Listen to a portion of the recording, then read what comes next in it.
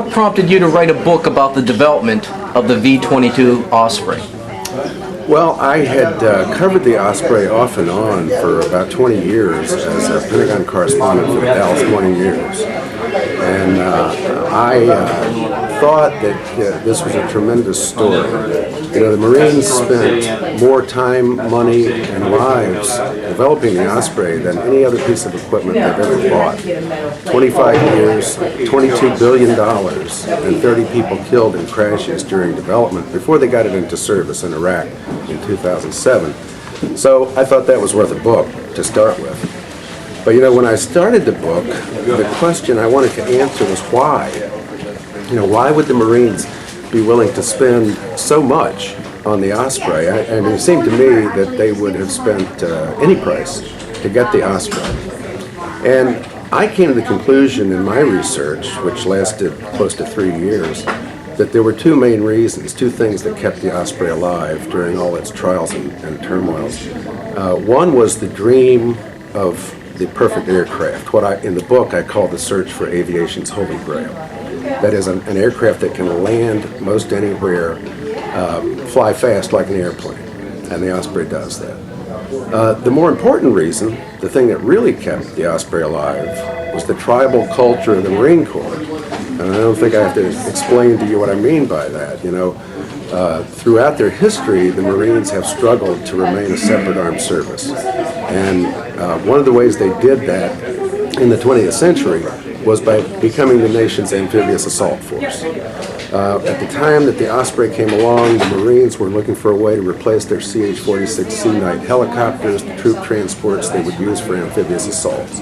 And the Marines saw the Osprey as a dream machine for the amphibious assault mission. And as such, it was going to preserve their ability to do amphibious assaults and thus preserve the Marine Corps as a separate armed service. And I think that the determination of the Marine Corps that the Osprey was an existential question, not just another aircraft, but something that was key to the survival of the Marine Corps as a separate armed service, explains why they were willing to pay that high price for it.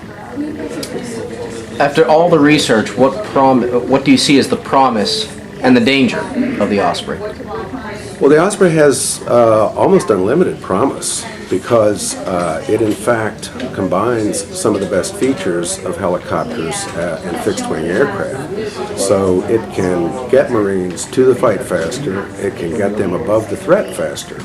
You know, I flew in Iraq during the first deployment, and it was very nice when the Osprey took off to know that very quickly you were going to get up to 8,000 to 10,000 feet above the potential threat from AK-47s and RPGs. So, and that's one of the things that the Osprey will do for the Marine Corps in the kinds of wars that are being fought today. I think that even though the Osprey has been 25 years in development and now a couple of years in service, the Marine Corps is still figuring out the best ways to use it. But Marine leaders believe, and they may be right, that these revolutionary capabilities that it gives them are going to win battles and save lives. Based on your research in writing The Dream Machine, what reforms would you recommend to the procurement of weapons systems? Well, you know, the Osprey is sort of a poster child for all the things that have been wrong with the defense procurement system over the years. When this aircraft was begun, a lot of people have forgotten it now, but this was not just a Marine Corps aircraft. This was an aircraft for 4 armed services that was supposed to perform 10 different missions. It was supposed to have all sorts of remarkable capabilities, requirements, many of which had to be dropped over the years as reality set in. And this has been a problem with a lot of Pentagon programs. They start out with unrealistic requirements. The Osprey started out with unrealistic cost estimates.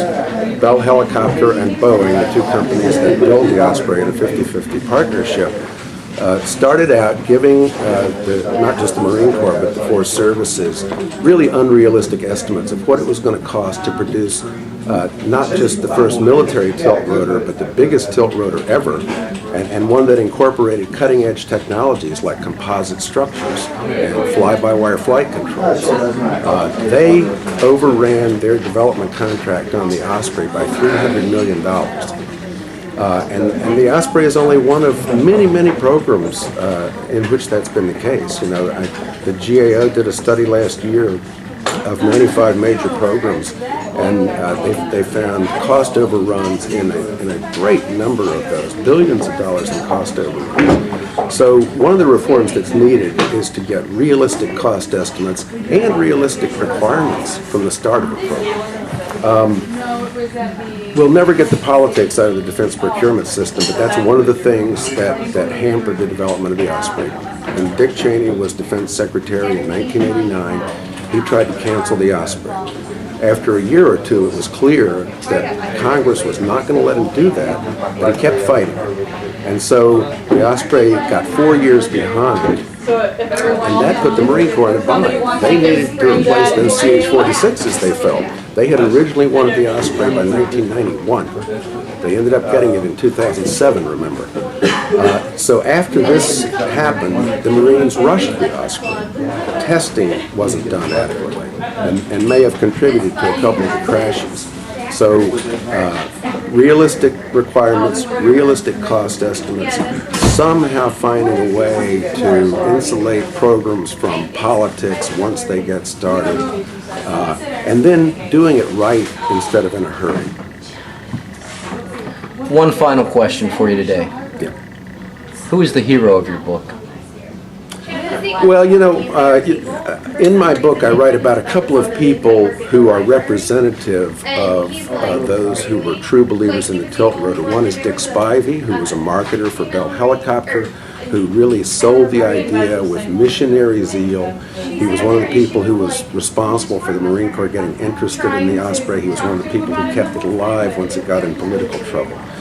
Another who was just representative is Colonel Paul Rock, who's now the commander of VMMT 204, the Osprey Training Squadron at New River Marine Corps Air Station. He led the squadron that took the Osprey to Iraq.